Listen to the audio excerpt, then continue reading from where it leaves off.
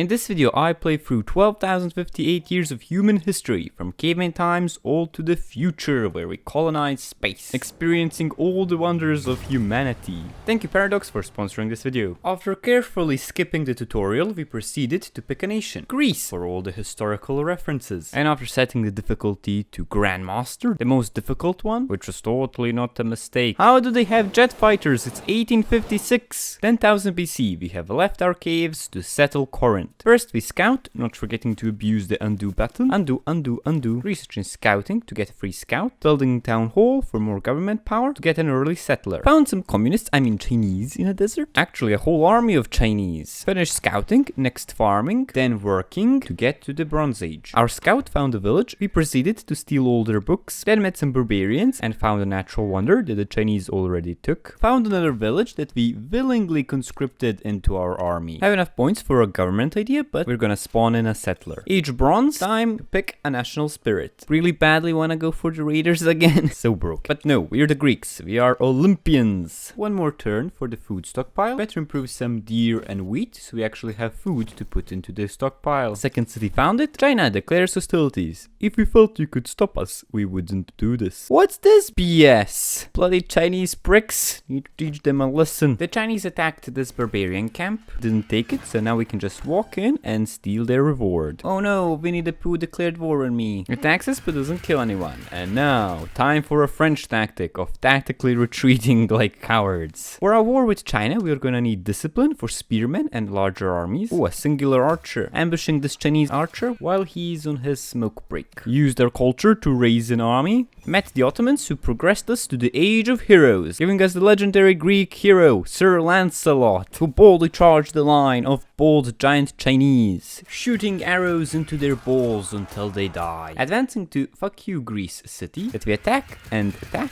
and attack until we conquer it. Conquering the fuck you Greece city made everyone mad for some reason. They rebelled and then killed themselves in trying to conquer the city. Moving on, the Ottoman Empire is at war with India. We met the Ottomans and the Indians. Nice. The Chinese are retreating. We're pushing them back, attacking the city, taking it over. Age of Heroes reached, unlocking crossbows. Anyang is the next on the chopping block. The first attack fails, but the second succeeds. To celebrate this glorious victory, we're hosting the first Olympic Games, followed by another riot. Is it my fault your team lost? Wait, these aren't rebels, these are Oni demons. Wow, your Olympic team doesn't win, so you decide to end civilization by spawning demons. Makes sense. The demonic invasion is very lackluster. The demons can't even defeat the city militia. Back to butchering some Chinese. Get stabbed in the anus. Marching towards the Chinese capital. The Chinese have no more armies, and now no more cities, meaning their civilization collapses. America advances to the Age of Kings. I don't know how we know that the Americans did that. We have not met them or have any clue where they are. I guess the oracles told us. Independent city-states in this game have only one purpose: